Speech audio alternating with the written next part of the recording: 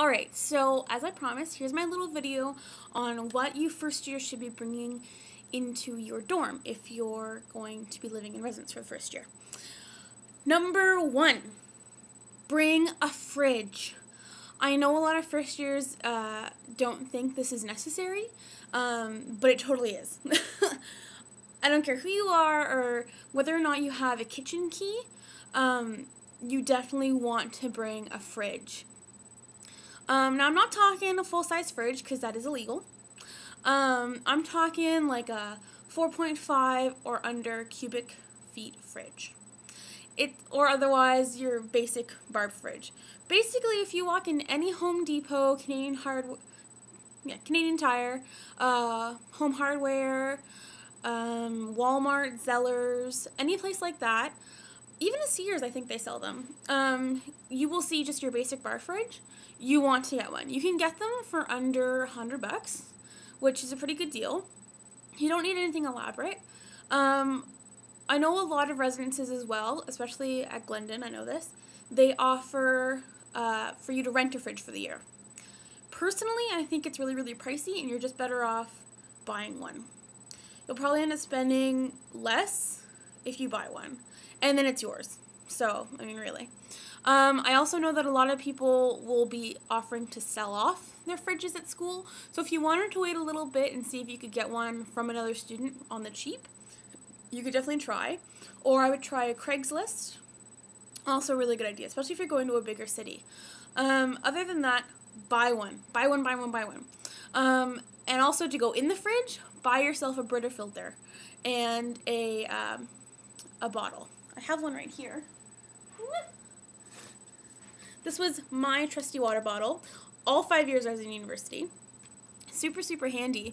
I mean, you can bring it to class with you, and instead of having to buy bottles of water and ruining our planet, a Brita costs like, what, $15? And I mean, that's it. That's all you need for the year. I am kind of gross and only really use one filter for the year because, I mean, it is just tap water, especially if you're going to a big city. They tend to have really, really good water filtration systems. So I've drank tap water before. It's not that big of a deal. So if you wanted to just drink tap water, go for it. But if you're all about the filtered water, get a Brita. Number 2 to bring is a hot pot. Now, I sold mine, or gave it away, I can't remember, so I don't have mine anymore, but it's basically a hot plate with a pot on top. They're usually plastic, and you can get them, I got mine at Walmart. I know, I hate Walmart, but it was the only place that was selling them in my town.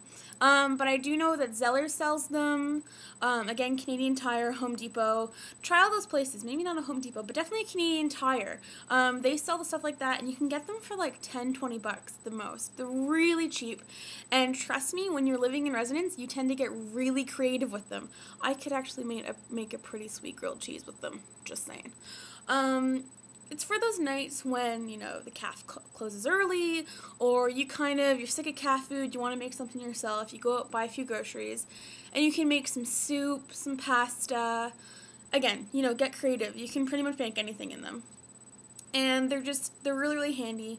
It takes like 2 minutes to boil water, so you could use it as your kettle. So if you didn't want to buy an extra kettle, which I never had an extra kettle, I just boiled water in my hot pot, I would recommend it. But if you're not going to get a hot pot, definitely get a kettle. Trust me, tea, hot chocolate, coffee, going to be your new best friends, let me tell you. Especially those cold winter nights, you'll want to stock up on some tea. Especially if you're not a coffee drinker like myself. Okay, so that's number 2. Number 3 is laundry detergent. A lot of people forget it. You would be surprised. A lot of people forget the laundry detergent. Super important. You don't have to buy a lot. Just buy, I don't know, kind of like your regular size laundry detergent. Because unlike back at home, where you do laundry probably every week, every 2 weeks, I'd say that's pretty normal. In residence, you won't be doing laundry that often. You'll probably, maybe if you're lucky, do it once a month. Because you quickly realize that it costs a lot of money to do laundry, And so therefore you don't want to do it that often. Or if you live close to residence, you'll probably be wanting to bring your laundry home, which in that case means you don't need to bring laundry detergent. But if you're bringing the laundry detergent, don't forget to dry your sheets. Okay, so that's number 3. Number 4 is your bedding. Now, my tip with this is if you live far away and you don't want to lug all your bedding to the new campus, a lot of universities will offer a boxed deal for when you get there. What it is basically is it usually comes in your residence package, by the way, which I'm sure you already have. If not, you'll get it in August. What it is basically you'll get a pillow, a duvet cover, a pillow cover, obviously, and a sheet, a bed sheet, I guess they're called, the ones with the tight roundy ends. And you'll also get, depending on the package that you get, of course, but you can get, I got one that had a bathroom caddy in it, as well as a laundry bag, and a blanket. And they come in a wide range of colors. I got mine in pink, of course. As you could see in my last video, I think that was my sheets. Or maybe not. I don't think so. Anyway, yeah, they come in a wide range of colors. Not patterns, but definitely different colors, so you can choose what color you want. And it's just super handy, because, that's one less thing you're going to have to pack for that big trip. And especially if you have to catch a plane to get to the campus, probably don't want to be bringing bedding. Just saying. So that might be your best bet. Definitely look into it. Next, if you're really, really liking to cook in your room and you don't want to really eat that much calf food, I would suggest getting a number 5, a crock pot.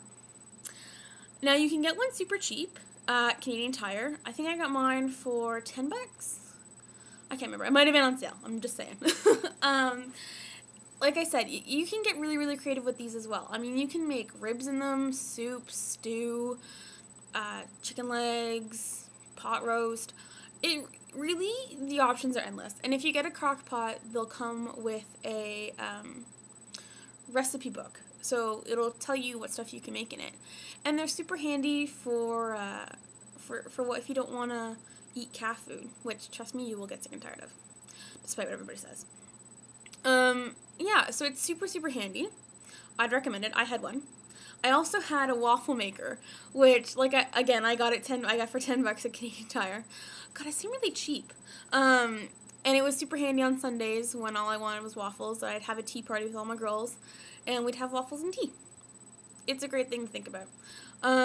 Just be careful when you're cooking. Don't cook when the fire marshal's around. Alright, I've got a few more tips and tricks for all you first years going into residence, and I'll do that in part 2. See you in a bit.